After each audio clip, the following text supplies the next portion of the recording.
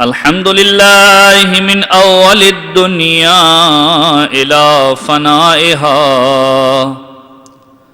ومن الآخرة إلى بقائها. الصلاة والسلام على أشرف الأنبياء والمرسلين سيدنا ونبينا أبي القاسم محمد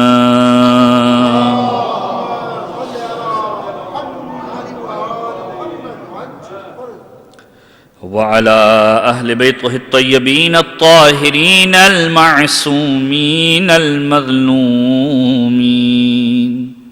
دعائے سلامتی امام زمانہ. بسم اللہ الرحمن الرحیم.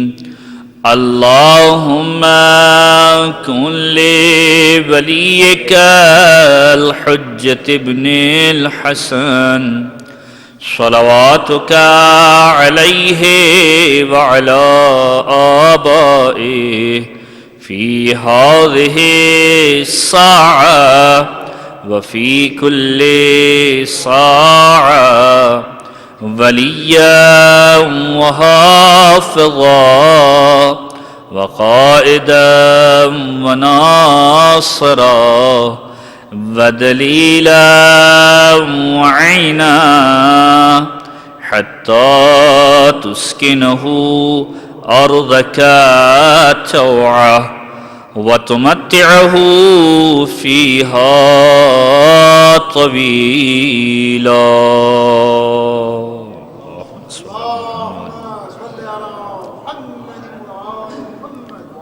أما بعد فقد قال الله تعالى في كتابه الكريم والفرقانه المجيد.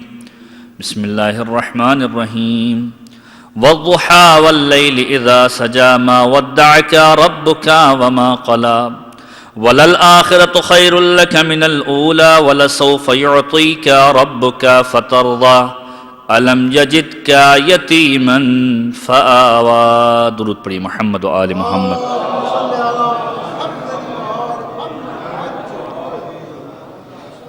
سامعین کلامی قدر، مختصر سی گفتگو کے لیے قرآن کریم کی جس آیت کو سرنامہ کلام کے طور پر پیش کیا گیا، سورہ والضحیٰ یا سورہ ضحیٰ قرآن مجید کا ترتیب کے اعتبار سے 93واں سورہ، 93rd سورہ، اور اس کی ابتدائی چند آیتوں کو تلاوت کا شرف حاصل کیا گیا.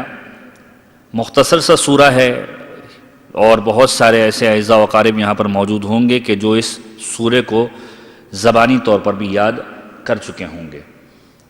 خود اس سورے کا ایک بہت بڑا پیغام معصوم کی زبانی اس عنوان سے ملتا ہے کہ خود صادق آل محمد امام جعفر صادق علیہ السلام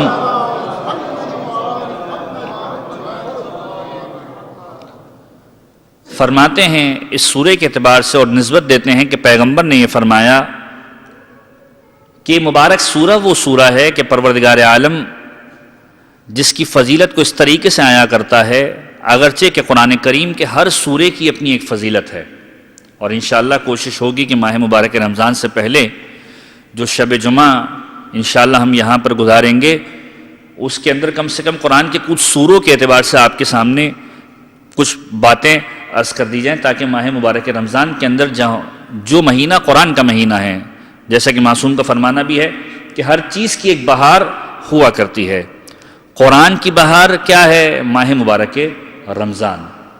اور خود رمضان کا بہترین عمل کیا ہے کہ انسان قرآن سے اپنے رابطے کو گہرا کرے.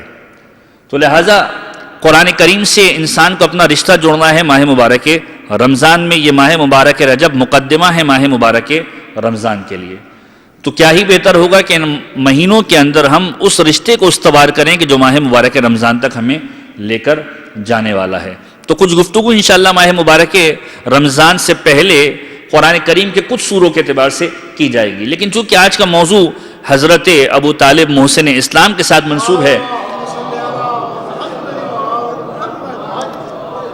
لہذا قرآن کریم کے اس سورے کا انتخاب کیا گیا کہ جس کے اندر پروردگار عالم نے ابو طالب کی اس فضیلت کو بیان کیا ہے کہ جو ان لوگوں کے منہ پر تماچا ہے کہ جو یہ کہتے ہیں کہ ابو طالب ایمان کے اعتبار سے مکمل نہ تھے بلکہ غیر اسلام پر تھے۔ قرآن کریم میں پروردگار عالم نے جس کے فعل کو اپنا فعل کہا ہے وہ ابو طالب کا فعل ہے۔ پروردگار بتلا رہا ہے کہ جس کے کام کو میں اپنا کام کہہ دوں یہ نہ سمجھنا کہ اس کے پاس ایمان نہیں ہے۔ تو وہ سورہ کہ جس کی امپورٹنس یہ ہے کہ معصوم فرماتے ہیں، پیغمبر کا جملہ یہ ہے کہ جو شخص سورہ ضحیٰ کی تلاوت کرتا ہے، مخصوص نہیں کیا کہ ہر روز تلاوت کرے، یہ جملہ کہا سورہ ضحیٰ کی تلاوت کرو۔ جب کسی نے پوچھا مولا اس کی یا رسول اللہ اس کا فائدہ کیا ہے، فرمایا جو سورہ ضحیٰ کی تلاوت کرتا ہے وہ اس عالم میں ہوگا، روز قیامت کے پروردگار اس سے راضی ہوگا۔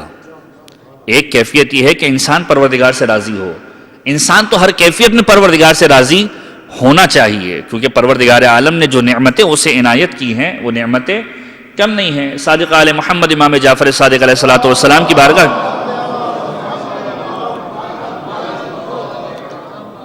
کے اندر ایک شخص آیا اور ایک مرتبہ چھٹے امام کو مخاطب کر کے کہنے لگا کہ مولا پروردگار عالم کا شکریہ کس طریقے سے ادا کریں، خداوند عالم کا شکر گزار کیسے بن جائے؟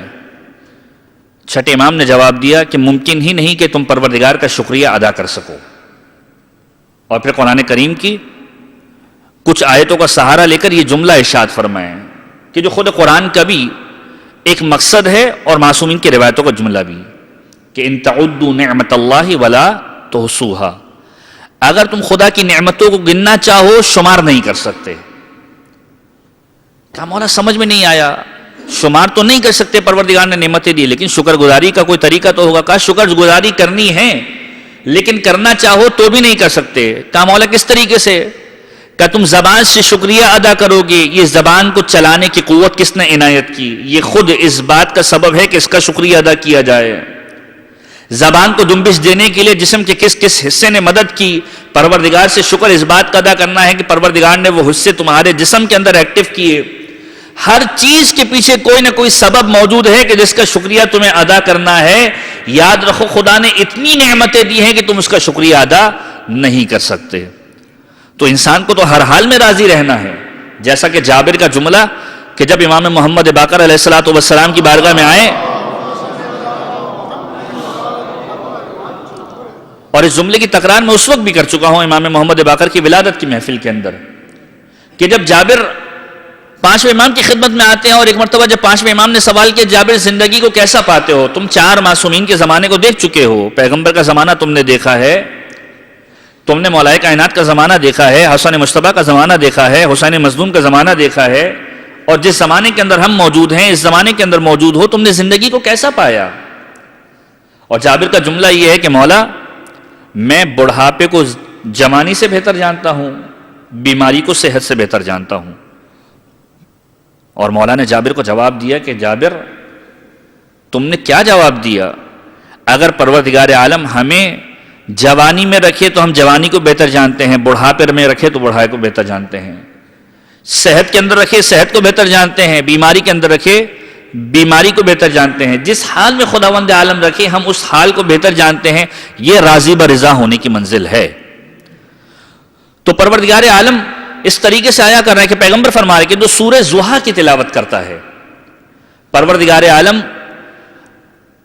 میدان محشر کے اندر پروردگار اس سے راضی ہوگا۔ یہ سورہ ضحیٰ کی فضیلت ہے۔ اور اس کے بعد یہ فرمایا کہ جب پروردگار اس سے راضی ہوگا، پروردگار عالم روز قیامت اس سے نیکیاں عطا کرے گا، اس سے رحمتیں عنایت کرے گا، اسے نیکیاں عنایت کرے گا، اسے رحمتیں عنایت کرے گا۔ یہ اس مبارک سورہ کی فضیلت ہے کہ سورہ ضحیٰ کی تلاوت کرو، پروردگار عالم تم سے راضی ہو جائے گا، اس کی نعمتوں کی تکرار کرتے رہو، یہاں تک کہ جب پیغمبر ختمی مرتبہ احمد مجتبیٰ محمد مصطفیٰ صلی اللہ علیہ وآلہ اس سورہ کے حوالے سے پوچھا گیا، چوتھے امام نے مولا کائنات سے نسبت دے کر اور مولا کائنات نے پیغمبر سے نسبت دے کر اس سورہ کے حوالے سے بیان فرمایا کہ سورہ کی کچھ آیتیں جو آپ نے بھی سماعت فرمائی کہ وَالضُّحَىٰ وَاللَّيْلِ إِذَا سَجَىٰ مَا وَدَّعَكَ رَبُّكَ وَمَا قَلَىٰ، کہ سورج کی روشنی کی قسم ہے، وَاللَّيْلِ إِذَا سَجَىٰ اور رات کی تاریکی قسم ہے کہ جب تاریکی چھا جائے، اندھیرا چھا جائے۔ پھر پروردگار عالم ایک ایزمشن کو دور کر رہا ہے جو ایزمشن کفار مکہ نے اپنے ذہنوں میں بٹھا رکھا تھا کہ کم و بیش 23 سے 40 دن کا وقفہ ایسا تھا کہ جب پیغمبر اکرم پر کوئی وحی نازل نہیں ہوئی، اور جب وحی نازل نہیں ہوئی، پیغمبر نے کوئی نیا پیغام 30 دن تک یا 23 دن تک پہنچایا نہیں، تو لوگ آ کر کہنے لگے اے محمد تمہارا خدا تم سے ناراض ہو گیا ہے، پروردگار عالم نے تم سے رشتہ توڑ دیا ہے، اب تم پروردگار کے نبی نہیں رہے ہو کیونکہ تمہارے پاس کوئی وحی نہیں آ رہی، کوئی نیا پیغام نہیں آ رہا۔ یہ ایزمشن لوگوں کے اندر کریٹ ہونا تھا، پروردگار عالم نے وحی نازل کی، ما ودعک ربک وما قلی، اے پیغمبر تمہارے پروردگار نے تمہیں چھوڑا نہیں ہے اور نہ ہی تم پر غصہ ہے۔ اور اس کے بعد یہ بیان فرمایا وَلَلْآخِرَةُ خَيْرٌ لَكَ مِنَ الْأُولَىٰ، اور یہ آخرت جو ہے وہ دنیا سے بہتر ہے، اے حبیب اس کی تیاری کرنی ہے، اس کی تیاری کرنی ہے۔ اور اس کے بعد جو جملہ ہے وہ انتہائی اہم ترین جملہ ہے کہ وَلَسَوْفَ يُعْطِيكَ رَبُّكَ فَتَرْضَىٰ، اے حبیب پروردگار ان قریب تمہیں اتنا عنایت کرے گا کہ تم راضی ہو جاؤ گے، اتنا عنایت کرے گا کہ تم راضی ہو جاؤ گے۔ مفسرین نے اس جملے کے اعتبار سے مقصد یہ لیا کہ جو اتنا پروردگار نے عنایت کیا ہے وہ کوئی اور نہیں، فاطمہ زہرا کی ذات ہے۔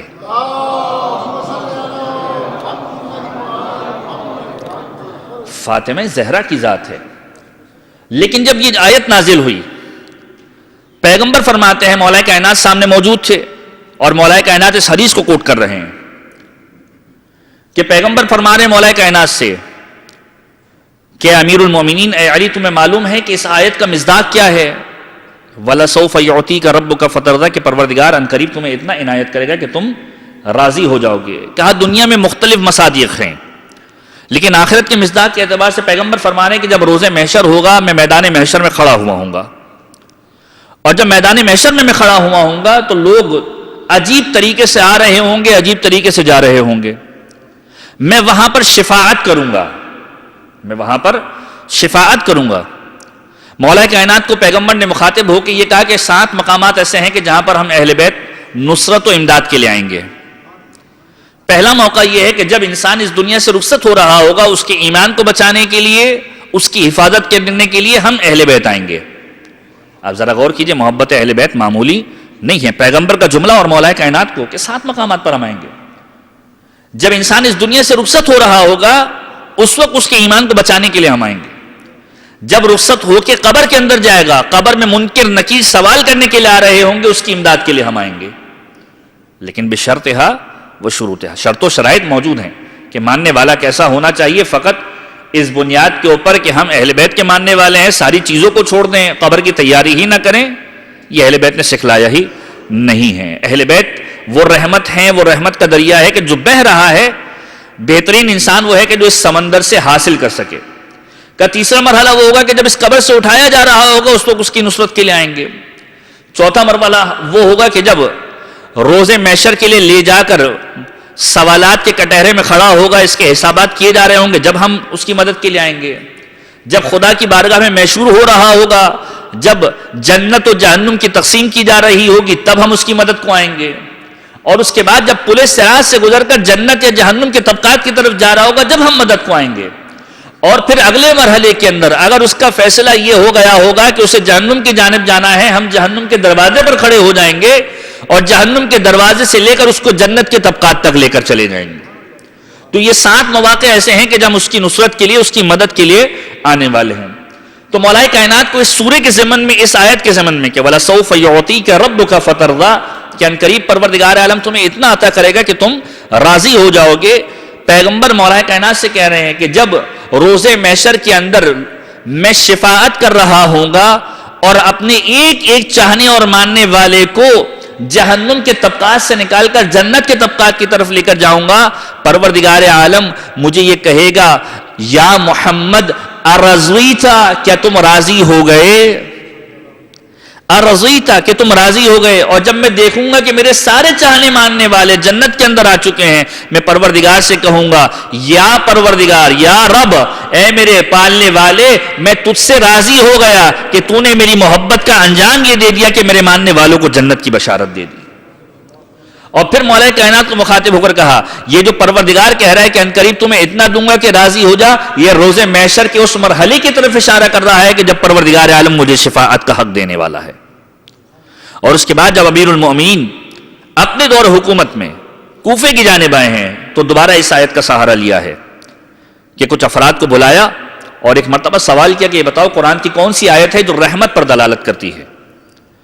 بہت سارے افراد آئے اور مولا کائنات کے سامنے سورہ زمر کی اس آیت کی تلاوت کرنا شروع کی جو انتہائی مشہور و معروف آیت ہے کہ جو آپ نا امیدی کے اعتبار سے یا حسرت کے اعتبار سے آپ اکثر و بیشتر تلاوت بھی کرتے ہیں، پروردگار کی رحمت کے اعتبار سے بھی تلاوت کرتے ہیں۔ قُلْ يَا عِبَادِيَ الَّذِينَ أَسْرَفُوا عَلَىٰ أَنفُسِهِمْ لَا تَقْنَطُوا مِن رَحْمَةِ اللَّهِ کہ حبیب میرے ان بندوں سے کہہ دو کہ جنہوں نے اپنے نفسوں پر ظلم کیا پروردگار کی رحمت سے مایوس نہ ہو جائیں۔ ان لوگوں نے اس آیت کی تلاوت کی۔ مولا کائنات کہتے ہیں کہ یقیناً یہ پروردگار کی رحمت کی طرف دلالت کرتی ہے، لیکن ہم اہل بیت یہ کہتے ہیں کہ وَلَسَوْفَ يُعْطِيكَ رَبُّكَ فَتَرْضَىٰ پروردگار کی طرف سے یہ رحمت کی طرف دلالت کرتی ہے کہ پروردگار ہر ایک کو اتنا دینے والا ہے کہ ہر ایک راضی ہو جانے والا ہے، چاہے دنیا ہو چاہے آخرت ہو۔ تو اس سورے کے اعتبار سے یہ خاص فضائل ہیں جو اہل بیت اطہار نے بیان کیے ہیں کہ سورے کی تلاوت ضرور بضرور کی جائے۔ جیسے کہ مختلف سوروں کی میں نے پہلے بھی کسی مجلس کے اندر اس بات کا تذکرہ کیا تھا کہ مختلف سوروں کی مختلف فضیلتیں ہیں۔ سورہ واقعہ، سورہ یاسین، سورہ واقعہ کی فضیلت یہ ہے کہ معصومین کی روایت کے اندر یہ وارد ہوا ہے کہ انسان اگر مغربین کے نماز کے درمیان سورہ واقعہ کی تلاوت کرے تو انسان کے رزق کے اندر کشادگی ہو جایا کرتی ہے۔ سورہ ملک کے اعتبار سے بھی یہ بیان کیا جاتا ہے کہ پروردگار عالم خوف کو انسان سے دور کر دیا کرتا ہے۔ اسی طریقے سے سورہ نبا کے اعتبار سے قرآن مجید کا 30ویں پارے کا پہلا سورہ اما یتساءلون عن النبأ العظیم، اس سورے کی فضیلت یہ ہے کہ معصوم کی روایت کا جملہ ملتا ہے، غالباً 5ویں امام محمد باقر علیہ السلام کا جملہ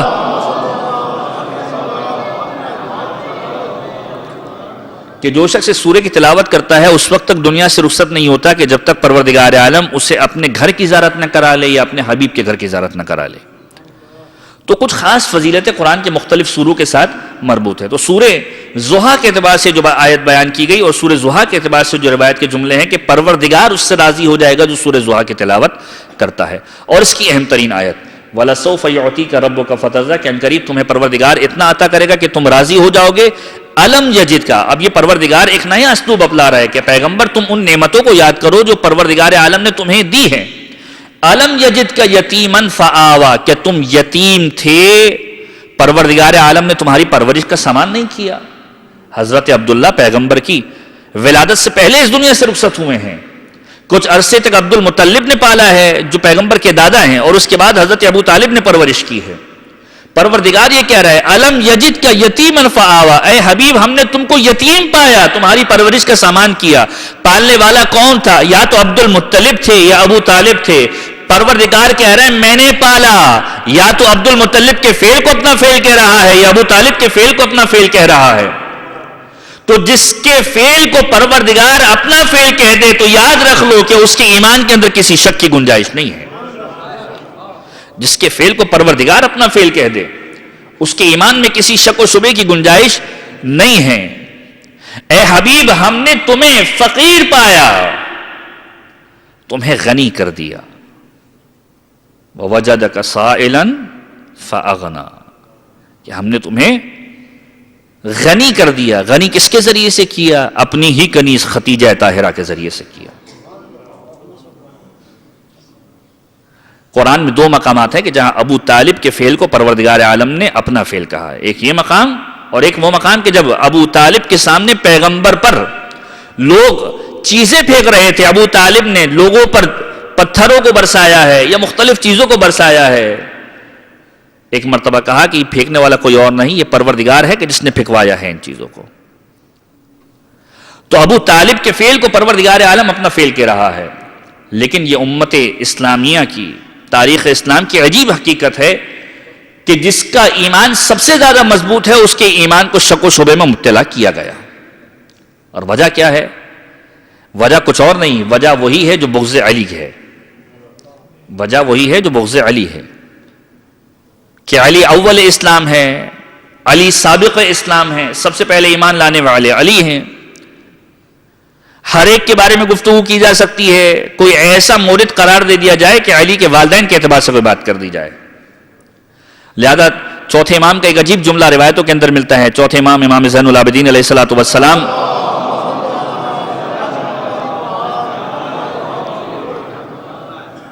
جب ایمان ابو طالب کے اعتبار سے چوتھے امام کے سامنے گفتگو کی گئی تو چوتھے امام نے ایک جملہ کہا، اور یہ جملہ کہا کہ جب پروردگار عالم نے قرآن کریم میں اس آیت کو نازل کیا کہ مومن مرد کے لیے مومن عورتیں ہیں، قرآن کریم کی آیت ہے کہ مومن مردوں کے لیے مومنات ہیں اور مشرکوں کے لیے مشرکات ہیں. جہاں تم دیکھو کہ مومن اور مشرک دونوں ساتھ میں ہیں، مومن کو مشرک سے علیحدہ کر دو. اسی لیے قانون اسلام یہ ہے، قانون تشیع یہ ہے کہ کوئی بھی مومن کسی مشرکہ سے، شرک کرنے والی سے شادی نہیں کر سکتا. اب یہ الگ تفصیل ہے کہ آپ مجھ سے یہ سوال کرنا شروع کر دیں کہ اہل کتاب ہے تو کر سکتے ہیں یا نہیں کر سکتے. سمپل از دیٹ کہ اگر کوئی پروردگار عالم سے شرک کر رہا ہے تو آپ اس سے شادی نہیں کر سکتے. کس صورت میں جائز ہوگی، کون کون سی صورتیں جائز ہونے والی ہے، جس کو پوچھنا وہ بعد میں پوچھ سکتا ہے. لیکن قرآن نے اصول دیا کہ اگر کوئی ایمان والا ہے، صاحب ایمان ہے، تو وہ کہ جو صاحب ایمان نہیں ہے اس سے شادی نہیں کر سکتا. اور پیغمبر سے کہا کہ دیکھو مومن کے لیے مومنہ ہے، مشرک کے لیے مشرکہ ہے. مشرک کے لیے مومن برابر نہیں ہو سکتا اور مومن کے لیے مشرک برابر نہیں ہو سکتا. تو جب تم دیکھو کہ مومن اور مشرکہ کا کوئی عقد ہو گیا ہے تو مومن کو مشرکہ سے الگ کر دو، اور جب دیکھو کہ کافر نے مومن سے عقد کر لیا ہے تو کافر کو مومن سے جدا کر دو. چوتھے امام فرماتے ہیں کہ آج تک یہ بات میری سمجھ میں نہیں آتی، ایمان ابو طالب کی دلیل دیتے ہوئے کہ آج تک یہ بات میری سمجھ میں نہیں آتی کہ جب پیغمبر اکرم پر پروردگار عالم نے وحی کو نازل کیا، قرآن کی اس آیت کو نازل کیا کہ مومن عورتوں کے لیے مومن مرد ہیں، مشرک عورتوں کے لیے مشرک مرد ہیں، مومن اور کافر کا کوئی مقابلہ نہیں ہے. پیغمبر نے ہر ایک مومن کو مشرک سے جدا کر دیا، ہر ایک مومنہ کو مشرک سے جدا کر دیا، کافر اور مومنوں کے اندر جدائی ڈال دی، لیکن فاطمہ بنت اسد اور ابو طالب کو 10 سال تک ساتھ میں رہنے دیا.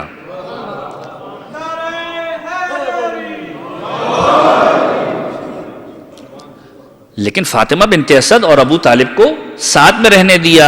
اور پھر چوتھے امام فرماتے ہیں یہ دلیل ہے ابو طالب کے ایمان کی کہ ابو طالب ایمان والے تھے، اس لیے فاطمہ بنت اسد کے ساتھ پیغمبر نے رہنے دیا.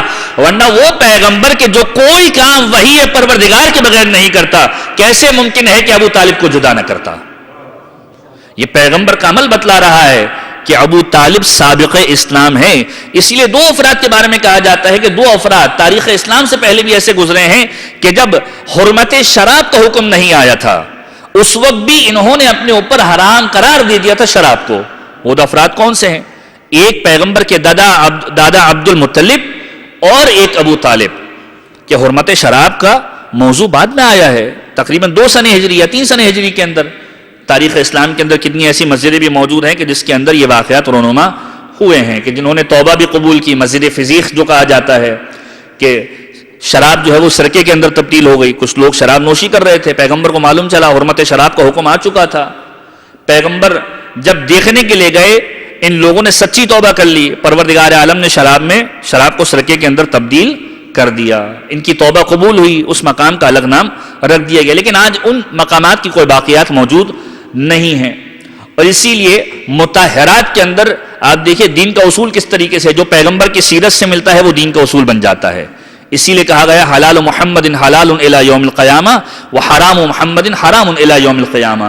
محمد کا حلال کیا ہوا روز قیامت تک حلال ہے، محمد کا حرام کیا ہوا روز قیامت تک حرام ہے. اب یاد رکھنا جو محمد کے زمانے میں حلال تھا اگر کوئی اور حرام قرار دے دے تو پیغمبر کی سنت سے انحراف کر رہا ہے، اور اگر جو پیغمبر کے زمانے میں حرام تھا کوئی اور حلال قرار دے دے تو وہ بھی پیغمبر کی سنت سے انحراف کر رہا ہے. تو حرمت شراب کی حکم بعد میں آیا، لیکن 2 افراد ایسے تھے کہ جو اس کے قائل تھے کہ شراب اچھی چیز نہیں ہے. کون؟ عبد المطلب اور ابو طالب، کہ جنہوں نے شراب کو ہاتھ بھی نہیں لگایا اس معاشرے کے اندر، کہ جس معاشرے کے اندر یہ کوئی چیز ایسی تصور نہیں کی جاتی کہ جس کو پینا کوئی جرم تصور کیا جائے. حرمت شراب کا حکم تو بعد میں آیا. تو چوتھے امام بتلا رہے ہیں کہ پیغمبر پر جب آیت نازل ہوئی پیغمبر نے فاطمہ بنت اسد اور ابو طالب کو ساتھ میں رہنے دیا. یہ اس بات کی دلیل ہے کہ دونوں ایمان والے تھے. اگر فرض کیجئے دونوں کو ساتھ میں رہنے دیا، کسی کے ذہن میں یہ گنجائش نہ آئے کہ وہ کہے دونوں نعوذ باللہ من ذالک مشرک تھے. فاطمہ بنت اسد وہ ہے کہ جس کے بطن مطہر سے علی ابن ابی طالب جیسی ذات پیدا ہوئی.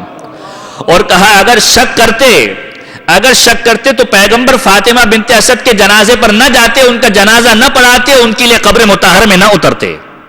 پیغمبر کا فاطمہ بنت اسد کے جنازے میں جانا یہ بتلا رہا ہے کہ فاطمہ ایمان والی تھی. جب فاطمہ بنت اسد کا ایمان ثابت ہو گیا تو ابو طالب کا ایمان بھی ثابت ہونا چاہیے کہ پیغمبر فاطمہ بنت اسد کے جنازے میں گئے. روایتوں کے جملے ہیں فاطمہ بنت اسد کو قبر میں اتارنے سے پہلے پیغمبر قبر مطہر کے اندر اترے ہیں, کیونکہ پیغمبر خود تسلیم کرتے تھے کہ فاطمہ بنت اسد جنہوں نے میری کفالت کی ہے, جنہوں نے مجھے پالا ہے. جناب فاطمہ بنت اسد کی زیارت کا ایک جملہ یہ بھی ہے کہ اے وہ کہ جس نے پیغمبر خدا کی کفالت کی, پیغمبر خدا کو پالا ہے, جس نے وصی رسول خدا کی کفالت کی, قبر میں پہلے اترے ہیں اور اس کے بعد پھر جناب فاطمہ بنت اسد کو دفنایا گیا. چوتھے امام کی روایت اور اس کے بعد پانچویں امام کی عجیب روایت. دو تین چیزیں آپ کے سامنے حضرت ابو طالب کے عنوان سے مجھے آپ کو عرض کرنی ہے کہ پانچویں امام کی بارگاہ کے اندر ایک شخص آیا اور آنے کے بعد ایک مرتبہ سوال کیا کہ مولا, لوگ ایمان ابو طالب کے بارے میں سوال کرتے ہیں کہ ایمان ابو طالب مکمل نہیں تھا, نعوذ باللہ من ذالک ابو طالب ایمان پر موجود نہیں تھے, اور چونکہ ایمان پر موجود نہیں تھے اسی لیے ان کے لیے جہنم کے اندر ایک گڑھا کھودا گیا ہے. جب پانچویں امام نے جملہ سنا تو ایک مرتبہ سرد آہ کو کھینچا اور کہا نعوذ باللہ من ذالک یہ جتنے بھی کہنے والے ہیں یہ سب کے سب جھوٹے ہیں.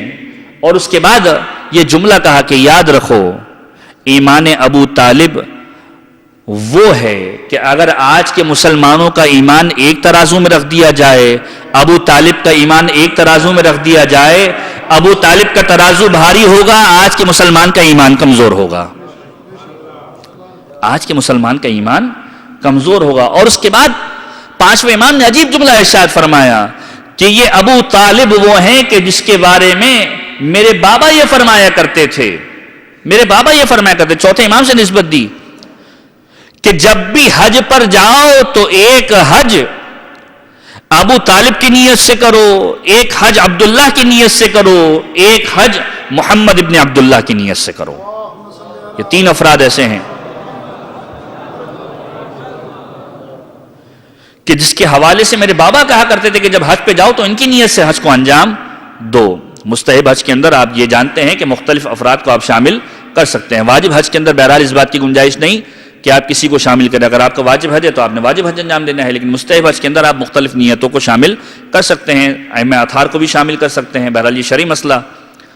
تو پانچویں امام کہہ رہے ہیں کہ میرے بابا ان کے نام سے حج کرایا کرتے تھے, اگر نعوذ باللہ من ذالک مشرک ہوتے تو حج نہ کرواتے, اگر مشرک ہوتے تو ان کے نام سے حج نہ کرواتے. اور پھر اسی کے ضمن میں معصومین کی دیگر روایتیں کہ آٹھویں امام امام علی ابن موسیٰ رضا علیہ السلام فرماتے ہیں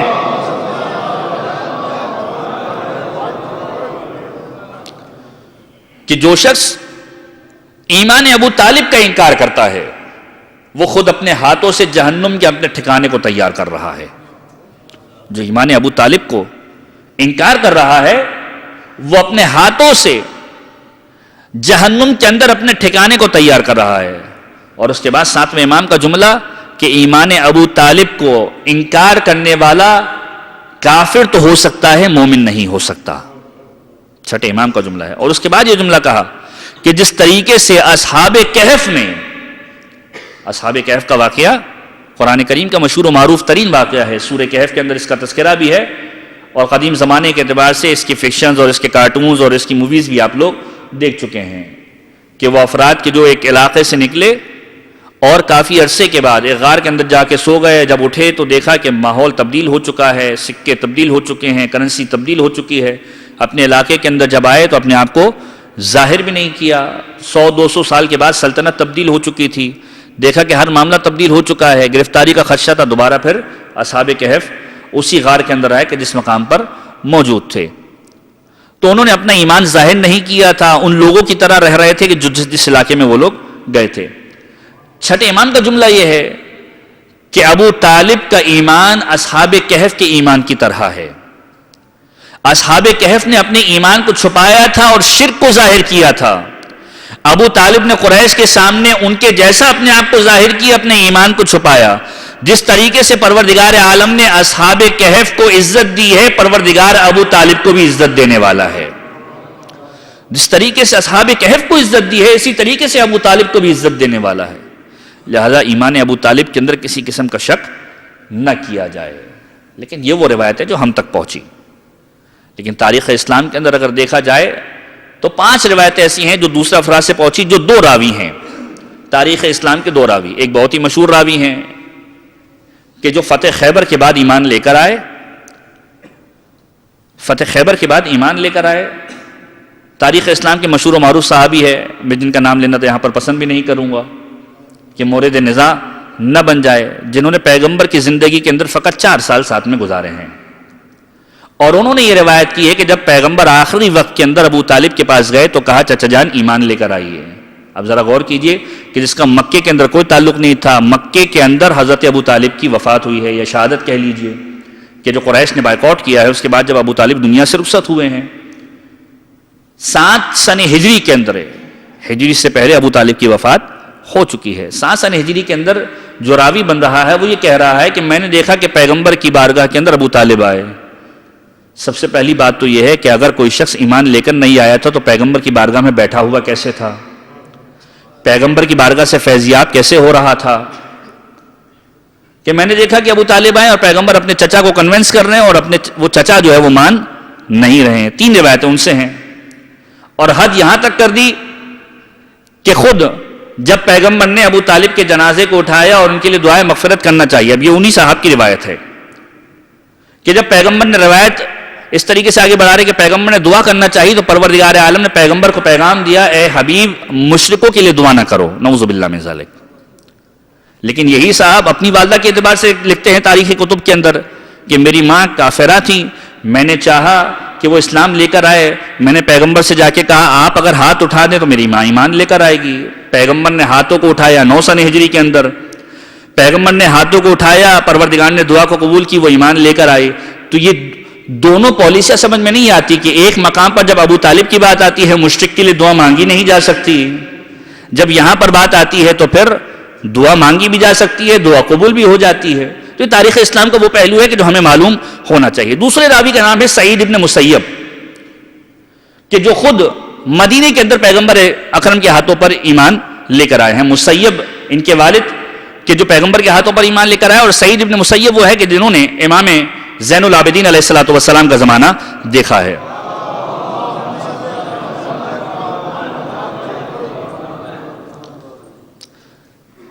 وہ افراد کے جنہوں نے اسلام کو صحیح شاید سمجھا بھی نہ ہو، کہ پیغمبر کے زمانے کے اعتبار سے روایت کر رہے ہیں، اور جو روایت ہو رہی وہ بھی ایسی کہ میں نے سنا ہے۔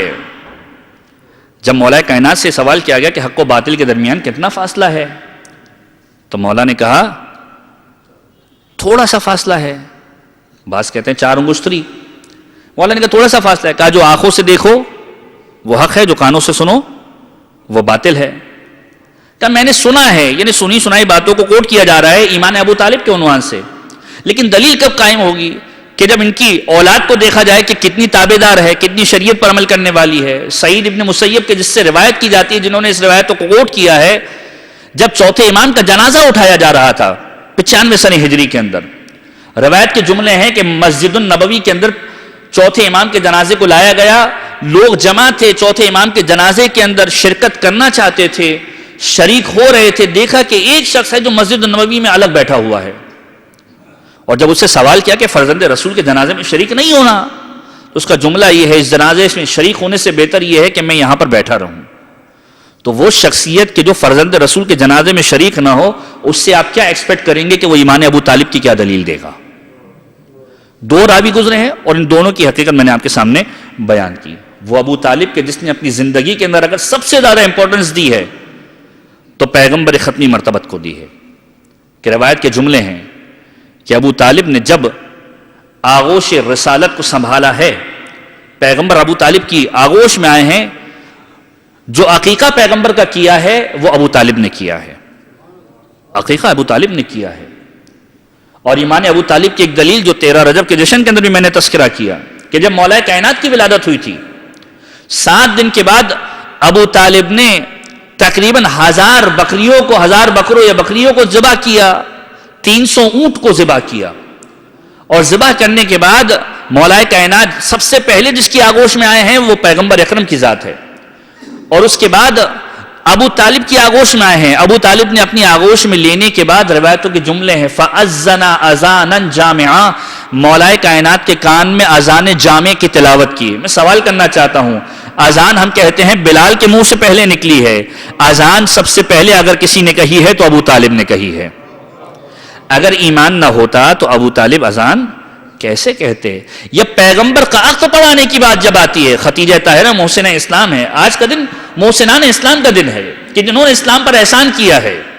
پیغمبر کی پرورش ابو طالب نے کی ہے، خدیجہ طاہرہ کے ذریعے سے پروردگار عالم نے پیغمبر کو غنی کیا ہے۔ وہ خدیجہ طاہرہ کے جس کی اہمیت پروردگار کی بارگاہ میں یہ ہے کہ جب پیغمبر جا رہے ہیں غار حرا میں، وحیوں کا نزول ہو رہا ہے، خدیجہ طاہرہ پیغمبر کے لیے کھانا لے کر جا رہی ہیں، ابھی غار حرا کو چڑھ رہی ہیں، غار حرا کی جانب جا رہی ہیں، اس پہاڑ کے اوپر ہے جس پہاڑ کے اوپر آج بھی بہترین سے بہترین قسم کا جوان بھی جانے میں پریشانی اور تامل سے کام لیتا ہے، اور اس زمانے کے اندر خدیجہ طاہرہ پیغمبر کے لیے غذا کے سامان کو لے کر جا رہی ہیں، وحیوں کا نزول ہو رہا ہے، پیغمبر اکرم سے جبرائیل امین آ کر کہہ رہے ہیں اے پیغمبر خدا، پروردگار چاہتا ہے کہ آپ پر وحی کو بھی نازل کرے اور ایک اور پیغام بھی آپ کو دے دے۔ کہا وحی تک تو بات صحیح ہے، دوسرا پیغام کس چیز کا ہے؟ کہا میری ایک کنیز خاص تمہارے لیے غذا کو لے کر آ رہی ہے، جب تمہاری بارگاہ میں پہنچ جائے تو کہنا جبرائیل نے بھی سلام دیا ہے، پروردگار نے بھی سلام دیا ہے۔ محسنان اسلام کو فراموش نہ کیا جائے، یہ ابو طالب محسن اسلام ہیں کہ ختمی مرتبت کو آغوش میں لیا ہے، ختمی مرتبت کا عقیقہ کیا ہے۔ اور روایتوں کے جملے ہیں کہ عبد المطلب کے جو سقائے حرم تھے، خانہ کعبہ کی ضیافت کا جتنا بھی عہدہ تھا عبد المطلب کے پاس تھا۔ عبد المطلب کے بیٹے تھے عبداللہ، ابو طالب، اور ایک اور بیٹے عباس، جو عبداللہ ابن عباس کی روایت آپ سنتے ہیں وہ عباس کے بیٹے عبداللہ۔ اس کے علاوہ ابو جہل، ابو لہب، بے شمار ایسے افراد بھی تاریخ کے اندر گزرے ہیں، پیغمبر کے چچا کہلاتے ہیں۔ عبد المطلب نے عبداللہ اور ابو طالب یہ دو ایسے بھائی تھے کہ جو ایک ہی ماں کے بطن سے تھے، اور ان دونوں میں آپس میں محبت بھی بہت تھی، اور پروردگار عالم کا عدل بھی غور کیجئے، ایک کے صلب کے اندر نبوت کو دیا، دوسرے کے صلب کے اندر امامت کو دیا۔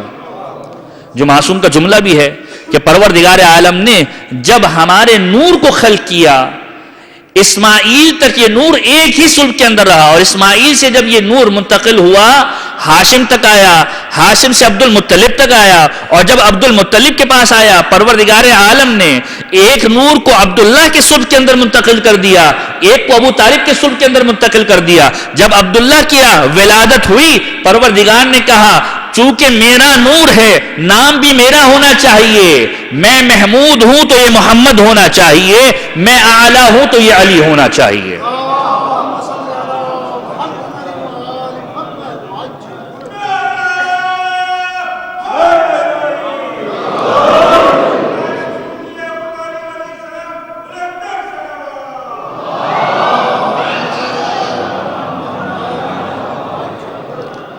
تو جس کو پروردگار منتخب کرے اپنے نور کے لیے کہ اس نور کو اس کے صلب کے اندر ڈال رہا ہے، کیسے ممکن ہے کہ اس کے ایمان کے بارے میں شک کیا جائے؟ یہ ابو طالب ہیں کہ جس کے بارے میں روایتوں کے جملے ملتے ہیں کہ جب عبد المطلب اس دنیا سے رخصت ہونے لگے، اپنے بعد جو سقائے حرم بنایا ہے ابو طالب کو بنایا ہے۔ زندگی کا وہ دور آ گیا کہ جب ابو طالب فائنینشلی اسٹرانگ نہیں ہوئے تھے، پہلے بہت زیادہ مال و دولت کے مالک تھے، لیکن ایک عرصہ ایسا گزرا کہ جس کے اندر یہ مال و دولت ختم ہونے لگی۔ عبد المطلب جب دنیا سے رخصت ہوئے، پیغمبر کی اس وقت عمر مبارک 8 سال تھی۔ اب ابو طالب کو بلایا اور ابو طالب سے کہا کہ آج سے تم سقائے حرم ہو، خانہ کعبہ کی جو بھی زیارت کرنے کے لیے آئے گا پانی پلانا تمہاری ذمہ داری ہے، ضیافت کرنا تمہاری ذمہ داری ہے۔ اور ابو طالب نے اس ذمہ داری کو نبھایا ہے، اور اس کے بعد وصیت کی کہ دیکھو میں اپنے بچوں میں سے کسی اور پر اعتبار کر ہی نہیں سکتا، میں چاہتا ہوں کہ یتیم عبداللہ کو تم سنبھالو، یتیم عبداللہ کو تم سنبھالو، کیونکہ مجھے معلوم ہے کہ تم سے بہتر یتیم عبداللہ کو سنبھالنے والا کوئی نہیں ہے۔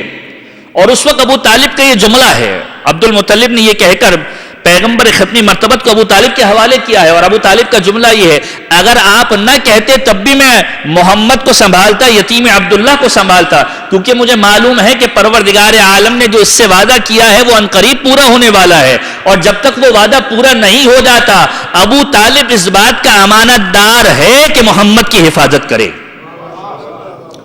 ابو طالب اس بات کا امانت دار ہے کہ محمد کی حفاظت کرے، اور اس جملے کو باقاعدہ طور پر حفظ کیا ہے ابو طالب نے اپنی زندگی کے اندر، کہ جب گھر کے اندر پیغمبر کو لائے ہیں، پیغمبر کے بستر کے اوپر مولا کائنات کو سلا دیا کرتے ہیں۔ کیوں؟ کہ اگر یہ محمد کے اوپر کوئی حملہ کرنے کے لیے آ جائے تو سب سے پہلے جو قربانی دی جائے وہ ابو طالب کے بیٹوں کی طرف سے دی جائے۔ ابو طالب اس معاملے میں کوئی کمپرومائز نہیں کرنا چاہتے۔ اگر کھانے کے دسترخوان پہ بیٹھتے ہیں، بچوں کی تربیت یہ کی ہے کہ کوئی پہلے کھانے کی طرف ہاتھ نہیں بڑھائے گا، سب سے پہلے اگر کسی کا ہاتھ جائے گا تو محمد ابن عبداللہ ہوگا۔ بچوں کی تربیت یہ ہے، اور جب بچوں کی تربیت یہ ہے تبھی تو بیٹے عقیل و جعفر و علی ابن ابی طالب جیسے ہیں۔ ہر ایک کا اپنا مزاج ہے۔ وہ جعفر کہ جس کے بارے میں خود پیغمبر فرما رہے ہیں، ہجرت حبشہ سے واپس آئے ہیں، خیبر فتح کر کے پیغمبر آئے ہیں، مال غنیمت تقسیم ہو رہا ہے، حضرت ابو طالب کی وفات کے دن یہ تحفہ لے کر جائیے کہ جو تحفہ یقیناً آپ کے گھروں کے اندر رائج ہوگا، کہ جب خیبر فتح ہو گیا، مال غنیمت بانٹا جا رہا تھا، حضرت جعفر طیار واپس آئے ہیں، ہر ایک کو مال غنیمت بانٹا جا رہا تھا۔ پیغمبر نے جب جعفر کو آتے ہوئے دیکھا، جعفر کو گلے لگایا اور ایک جملہ کہا، اے جعفر، لوگ خیبر کے فتح ہونے کی خوشی منا رہے ہیں، مجھے سمجھ میں نہیں آتا آیا میں اپنے بھائی کے آنے کی خوشی کا تقاضا کروں یا خوشی کو مناؤں یا خیبر کو فتح ہونے کو مناؤں، مجھے سمجھ میں نہیں آتا کہ میں کیا کروں۔ اور پھر جعفر سے جملہ کہا، خیبر کے اندر جو شریک تھے میں انہیں مال غنیمت بانٹ رہا ہوں، تم شریک نہ تھے لیکن تمہیں ایسا تحفہ دے رہا ہوں جو خیبر کے مال غنیمت سے بہتر ہے، تمہیں ایسا تحفہ دے رہا ہوں جو خیبر کے مال غنیمت سے بہتر ہے۔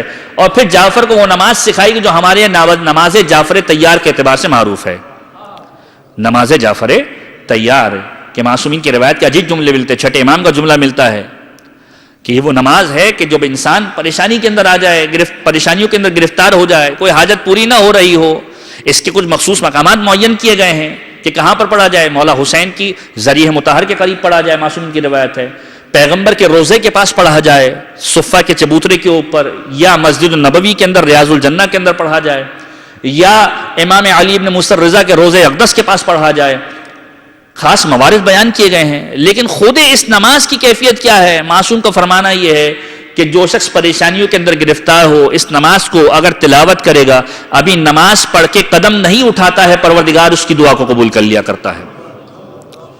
نماز جعفر طیار 4 رکعتی نماز ہے، 2 رکعت کر کے انسان پڑھے، طریقہ بھی مختصر ہے کہ ہر رکن کے اندر جو عمل انسان انجام دے رہا ہے نماز کے اندر، تسبیحات 4 تیسری اور چوتھی رکعت کے اندر جو ہم تلاوت کرتے ہیں، سبحان اللہ والحمد للہ ولا الہ الا اللہ واللہ اکبر، سورہ حمد اور سورہ کی تلاوت کے بعد 15 مرتبہ قیام کی حالت میں، اور اس کے بعد ہر رکن کے اندر 10 مرتبہ، رکوع کے اندر گئے، رکوع کے ذکر کے بعد 10 مرتبہ، رکوع سے کھڑے ہوئے، کھڑے ہونے کے بعد 10 مرتبہ، سجدے کی حالت میں گئے، سجدے کے ذکر کے بعد 10 مرتبہ، سجدے سے اٹھے بیٹھ کر استغفر اللہ کہا 10 مرتبہ، پھر دوبارہ سجدے کی حالت میں گئے، پھر 10 مرتبہ پڑھا، پھر دوبارہ بیٹھے 10 مرتبہ پڑھا، اور پھر بحول اللہ کہتے ہوئے آپ اٹھ گئے۔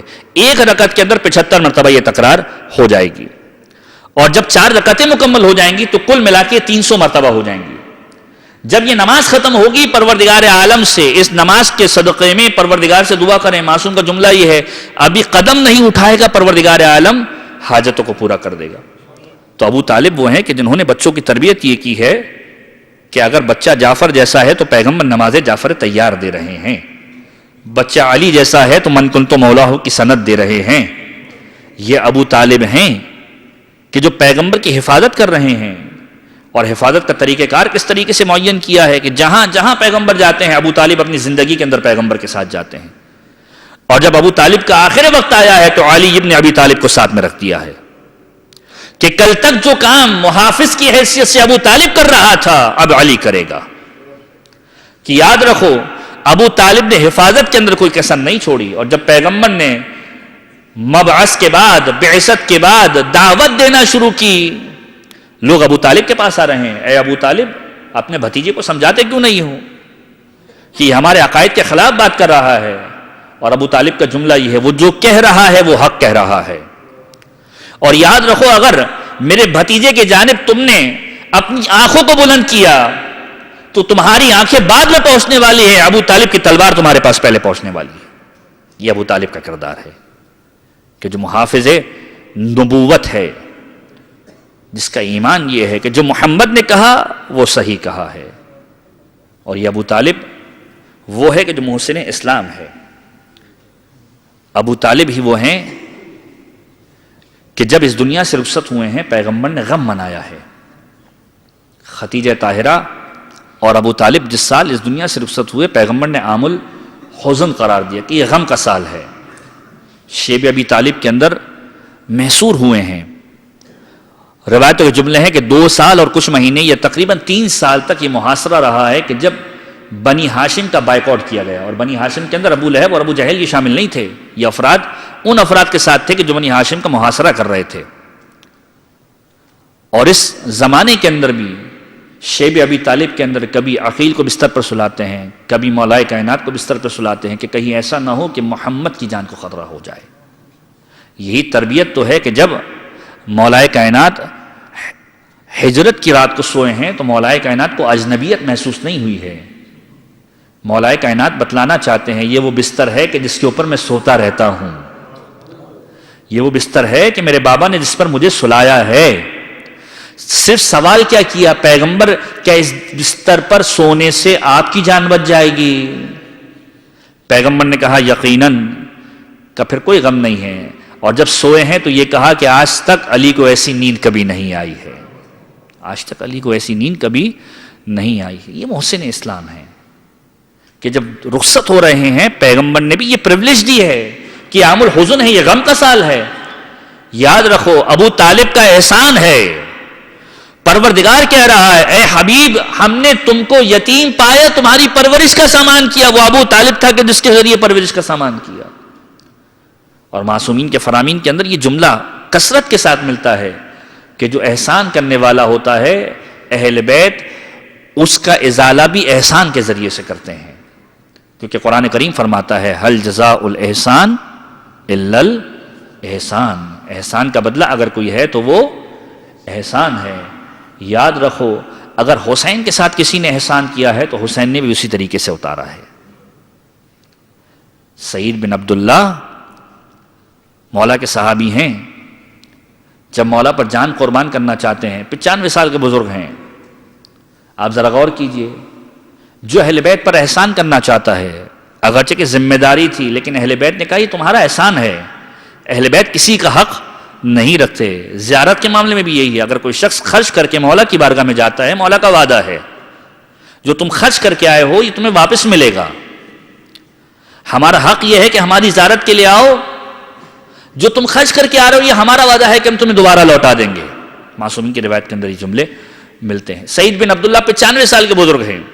کربلا کے میدان کے اندر جب ظہر کا وقت آیا، ابو ثمامہ سیداوی نے ایک مرتبہ سوال کیا، مولا چاہتے ہیں کہ آخری نماز آپ کے پیچھے پڑھ لیں، خواہش ہے کہ زندگی کی آخری نماز آپ کی اقتداء میں پڑھیں. مولا نے دعا دی ہے، ہاتھوں کو بلند کیا، جعلک اللہ من المصلین، پروردگار تمہیں نماز گزاروں میں قرار دے. جب مولا کی اس دعا کو سنا ہے، سعید کے جو اب تک میدان میں نہیں جا سکے تھے، 95 سال کے بزرگ ہیں، کا مولا ممکن ہے کہ جنگ میں اس طریقے سے نہ جا سکوں کہ تلواروں کو چلا سکوں، لیکن مولا سینہ اس قابل ضرور ہے کہ جو تیر آپ کی جانب آئیں اسے اپنے سینے پر روک لوں، اسے اپنے سینے پر روک لوں. مولا آپ نماز کو قائم کریں. اور یہ وہ وقت ہے کہ جب مہلت نہیں دی جا رہی نماز کے لیے بھی. وہ افراد کے جو پیغمبر کا نام لیوا ہیں، وہ پروردگار کے ماننے والے ہیں، لیکن جب یہ بات کی مولا نے کہ ہمیں نماز کے لیے مہلت دے دی جائے، کہا نہیں ایسا نہیں ہو سکتا، کیونکہ وہ نماز ہے، وہ قوت ہے کہ جو حسین ابن علی کی قوت ہے. تیر چل رہے ہیں، نیزے آ رہے ہیں، سعید بن عبداللہ کھڑے ہوتے ہیں، مولا نے نماز کو قائم فرمایا ہے. روایت کے عجیب جملے ہیں کہ تیروں کی بارش ہوئی، سعید اپنے سینے پر تیر لے کر جاتے ہیں، کوئی نیزہ آ رہا ہے، سعید کے سینے پہ نیزہ لگ رہا ہے، یہاں تک کہ مولا کی نماز مکمل ہوئی۔ مولا نے جیسے ہی نماز کو مکمل کیا، تشہد پھیرا ہے، سلام جیسے ہی کہا ہے، ایک مرتبہ محسوس کیا کہ کوئی آ کر گرا ہے، مولا کے پہلو میں سعید آ کر گرے ہیں، اور جیسے ہی گرے ہیں ایک مرتبہ جملہ کہا، حل وفیتک یا ابن رسول اللہ، اے فرزند رسول، کیا میں نے حق وفا ادا کر دیا؟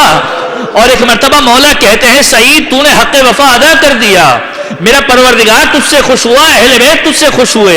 ایک مرتبہ سعید مخاطب ہو کر کہتے ہیں مولا مولا مجھے ایسا محسوس ہو رہا ہے کہ کوئی مجھے استقبال کرنے کے لیے آ رہا ہے۔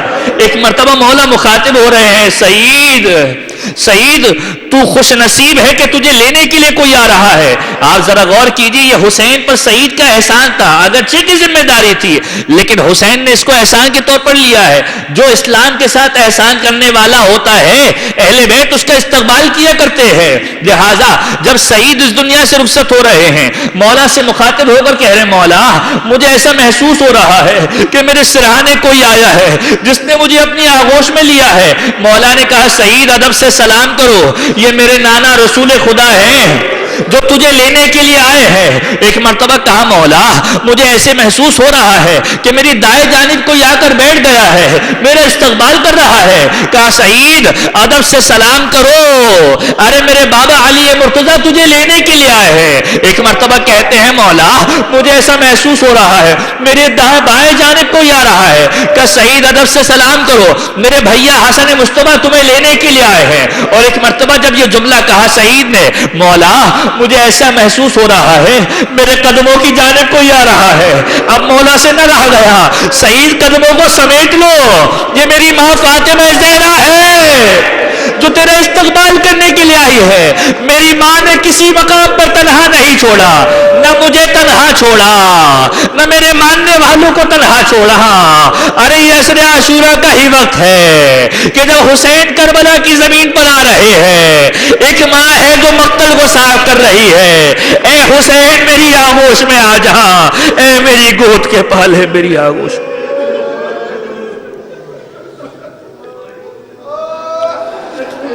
وَسَيَعْلَمُ الَّذِينَ ظَلَمُوا آلَ مُحَمَّدٍ أَيَّ مُنْقَلِبٍ يَنْقَلِبُونَ۔ بار الہ ہمارے اس قلیل توسل کو اپنی بارگاہ میں مقبول و منظور فرما۔ پروردگارہ ہمارے تمام گناہان کبیرہ و صغیرہ کی مغفرت فرما۔ پروردگار ہم ناقص ہیں، ہماری عبادتیں ناقص ہیں، ہماری محافل ناقص ہیں، ہماری مجالس ناقص ہیں۔ پروردگار ہماری عبادت ناقصہ کو اپنی قدرت کاملہ کے ذریعے سے اپنی بارگاہ میں مقبول و منظور فرما۔ پروردگارہ جو مومن جو حاجت لے کر یہاں پر آیا ہے، پروردگار حضرت ابو طالب کے وسیلے سے تیری بارگاہ میں حاضر ہو رہے ہیں، مولا کائنات کے والد کے صدقے میں پروردگار ان تمام کی تمام جائز شرعی حاجات کو پورا فرما۔ پروردگارہ جو مومن حج و زارات کا متمنی ہے، پروردگار جلد از جلد اسے حج و زارات سے مشرف فرما۔ پروردگار جو مومن پریشانیوں کے اندر مبتلا ہے، پروردگار ان کی پریشانیوں کو دور فرما۔ پروردگار اہل بیت کے چاہنے اور ماننے والے جہاں کہیں بھی موجود ہیں ان کی جان مال عزت و آبرو کی حفاظت فرما۔ پروردگار ظلم و ظالم سے انتقام لینے کے لیے اپنی آخر حجت امام عصر والزمان کے ظہور میں تعجیل فرما، ہمیں ان کے اعوان و انصار میں شمار فرما۔ ربنا تقبل منا انك انت السميع العليم وتب علينا بحق محمد وآلہ الطاہرین۔ ایک مرتبہ سورہ الحمد اور 3 مرتبہ سورہ اخلاص۔